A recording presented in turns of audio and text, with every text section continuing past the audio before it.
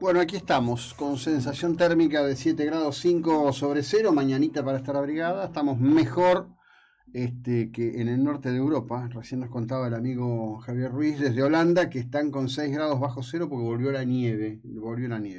Hace minutos concluyó la participación del presidente ucraniano Volodymyr Zelensky ante el Parlamento holandés, todo un tema que requirió de un enorme protocolo, básicamente porque el Parlamento tuvo que pedir autorización al rey, cosa bueno que era como de suyo que iba a ocurrir, pero evidentemente implica toda una cuestión, un protocolo, etcétera, etcétera, y una fuerte presencia hoy de los medios holandeses y europeos en el Parlamento de Países Bajos.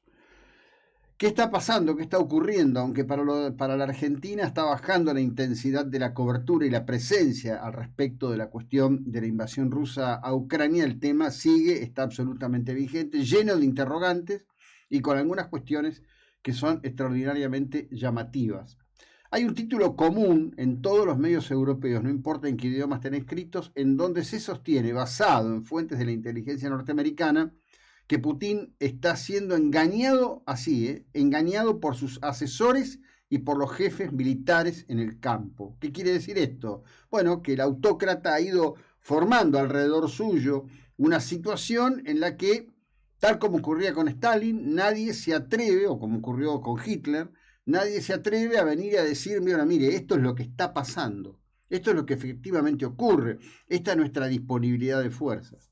Dos análisis distintos hablan de una situación crítica de abastecimiento de material bélico de primer nivel en este momento, entendiendo que Rusia ha disparado hacia Ucrania unos 1.200 misiles de los denominados inteligentes.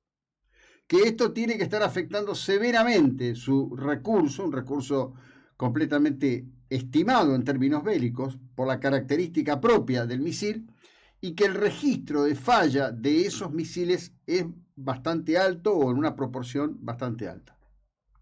Mientras eso ocurre, una Ucrania envuelta en un fervor extraordinario de defensa de la patria, sigue teniendo registros, yo diría, llamativos de eficiencia militar.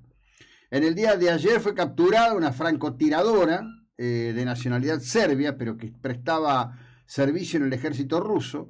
Se la considera responsable de 40 muertes. Las crónicas ucranianas obviamente hablan de asesinato. La guerra es un asesinato. Fue herida y la dejaron abandonada a sus compañeros. Pero quizás uno de los datos más fuertes y destinado inexorablemente a tener repercusiones, porque va a ser muy difícil para el aparato de propaganda rusa tapar esto que les voy a contar. Las tropas rusas entraron por Chernobyl, buscando de alguna manera llegar muy rápidamente a Kiev. Kiev era el objetivo central, la toma de Kiev era el ícono de esta invasión.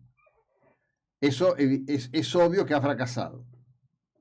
¿Qué es lo que ocurre al atravesar justamente Chernobyl? Chernobyl es la región que quedó contaminada por la explosión del reactor en 1986.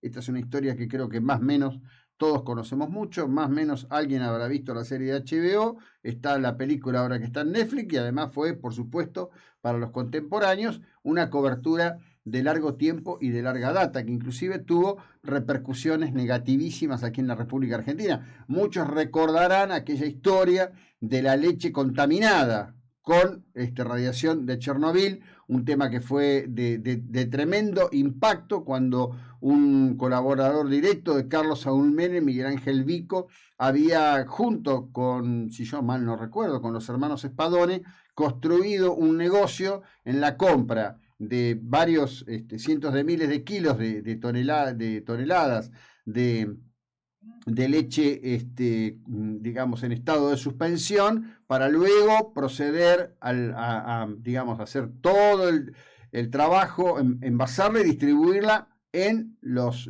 colegios y los merenderos en aquellos años primeros del gobierno de Menem. Es decir, eso llegó hasta acá, golpeó en la Argentina el impacto de Chernobyl, un impacto que por supuesto básicamente lo pagó la población ucraniana, que en ese momento formaba parte de la Unión Soviética. Lo concreto es que al entrar Al atravesar esa zona pasaron dos cosas. En primer lugar, obviamente removieron los vehículos, tanques, camiones, equipo de aporte, personal a pie, la tierra, el polvo, le levantaron como una polvareda de color rojo. Hay un bosque que después del impacto de la radiación quedó de color rojo.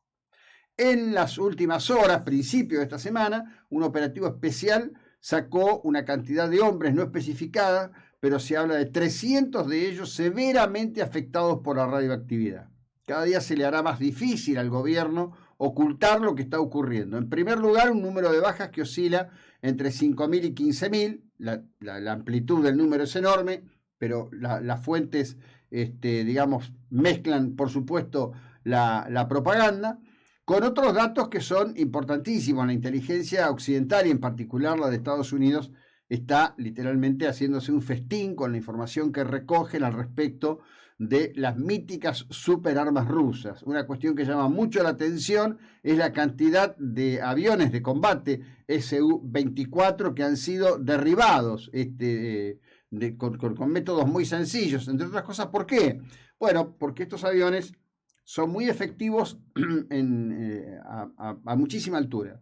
Están volando a baja altura porque todo indica que con las condiciones meteorológicas imperantes, sus sistemas de guía láser, sus sistemas de guía de disparo de misiles no estarían funcionando en las condiciones adecuadas, con lo cual los pilotos deben exponerse para hacer, digamos, su tarea, y son derribados. Justamente en el día de ayer se subió un video con las admisiones de órdenes de combate de un piloto ruso que, entre otras cuestiones, admitió que había asesinado a un hombre, a un campesino, que al tomar él tierra lanzado en paracaídas, lo había atacado con una horquilla de campo, con lo que tenía a mano, con la intención de matarlo, y que lo terminó abatiendo de un disparo. Es muy compleja y confusa la situación. Occidente está tan impactado que todos los días vamos a encontrar algún artículo que habla o supone o piensa que hay alguna genialidad de Putin escondida debajo de la mesa y que la sacará en cualquier momento para efectivamente cumplir con todos sus objetivos. Ustedes habrán escuchado a muchos, en particular en la televisión porteña, diciendo, bueno, no, Putin esto no va a arreglar si no tiene un triunfo. Es decir, la misma gente que no tenía ni idea de que esto que iba a ocurrir, la misma gente que se reía de los anticipos, de los señalamientos de la inteligencia de Estados Unidos, ahora, por lo visto, tiene una gran comprensión del pensamiento de Putin. Es muy, muy llamativo. Viniendo a nuestras cosas, aquí estamos. Graciela me dice recién en el Facebook que está presente con el mejor ánimo. Es que tenemos que juntar ánimo. Este es un año complicado. De 75 barcos de GNL que hacen falta, el gobierno apenas ha adquirido 5. Se está pagando una cifra impresionantemente más alta que la que se pagó el año pasado, por lo menos entre 5 y 6 veces más que lo que se pagó el año pasado. Y recordemos que estos son dólares que son escasos hoy en la República Argentina, más allá del acuerdo con el Fondo Monetario Internacional, donde además hay riesgos. ¿Cómo reúne Argentina el grueso, la masa de los dólares que necesita? Con la exportación de trigo, la exportación de soja, la exportación de carne. Bien, estamos con problemas. El gobierno sigue pensando que tiene que poner restricciones, sigue creyendo que los empresarios ganan tanta plata, pero tanta plata, que les tiene que imponer restricciones para que, digamos, los precios internos no suban. Bien, hay un dato. En el mundo están subiendo los precios. Cualquiera de ustedes puede mirar los principales medios españoles que hoy hablan ya de cuánto más sale tomar una cerveza, cuánto más cuesta tomar un café, cuánto más cuesta ir al supermercado. El mundo occidental, el núcleo de lo que llamamos mundo occidental, que es Europa más Estados Unidos más Europa, está por primera vez en 20 años preguntándose, ¿y cuánto valen las cosas? Pregunta que nosotros ya ni nos hacemos, no podemos hacerla al ritmo acelerado que está el tema inflacionario y con las restricciones que hay cada vez más fuertes al respecto del tema de la existencia del gasoil. Argentina importa el 20% del combustible que consume y ese 20% básicamente es gasoil, que está destinado a dos cuestiones básicas. El transporte y la cuestión de las usinas térmicas, que este año, por la baja hidricidad que tenemos en prácticamente todas las represas de la República Argentina, va a hacer falta que estén funcionando como soporte y apoyo de generación de energía. Es decir, tenemos un combo complicado.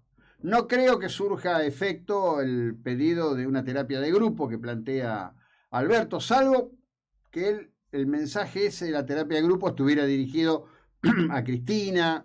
¿Vos te la imaginás a Cristina en terapia de grupo? La termina queriendo dirigir ella. Vos vas a pensar así, vos vas a decir esto, vos vas a hacer lo otro. Complicado, muy complicado. El gobierno ya no existe. Esto es algo que tenemos que internalizar. El gobierno caducó, el gobierno colapsó. El gobierno no existe. Hay un conjunto de personas que ocupan los lugares, que ocupan los cargos, pero no más que eso.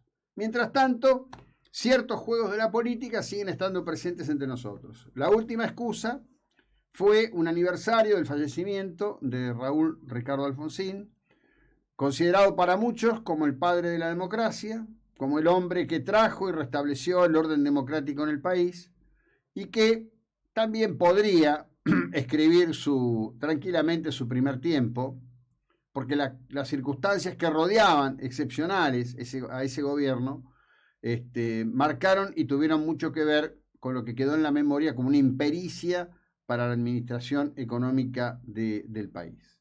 En ese encuentro, en ese recuerdo, en la persona de Alfonsín, bueno, coincidió Horacio Rodríguez Larreta con el presidente de la Unión Cívica Radical, el cuestionador Morales, con el Cotino Siglia. El Cotino Siglia que está teniendo, digamos, un grado de exposición pública que seguramente no le interesa para nada, pero que evidentemente el conjunto de acciones políticas que están ocurriendo, y en particular la presión de las redes, lo está obligando a mostrarse, a blanquearse, como suele decirse. Hablamos de Mar del Plata, estamos en veremos todavía con las definiciones judiciales al respecto de la prospección y explotación offshore, algo que, recordemos, ha sido dicho por varios actores, puede convertir a Mar del Plata en una suerte de Dubái, con particular impacto en Mar del Plata y, por supuesto, particular impacto en la generación de divisas para la República Argentina, divisa dura que tanta necesidad hay. Una breve cuestión de lo de Mar del Plata. Bueno, se ha caído afortunadamente el proyecto de fotomultas. El concejal Tacones se decantó por decir la lógica, que esto tiene que surgir de una licitación, tiene que ser así. Y por otro lado, llama mucho la atención que aparezca sola la concejala Angélica González diciendo: no, nosotros estamos con el Ejecutivo, hay que hacer esto, las cosas que dijo acá más o menos cuando la entrevisté. Raro. Porque el bloque de la Unión Cívica Radical nunca tuvo interés en este proyecto. La respuesta que había en off era: si el intendente juega a fondo con el proyecto, estaremos para apoyar. Si el intendente no juega a fondo, no estaremos para apoyar. Montenegro no ha dicho una palabra sobre este tema. Ha dejado que el tema transcurra y el tema está agotado, vía muerta. Estamos en la 99.9.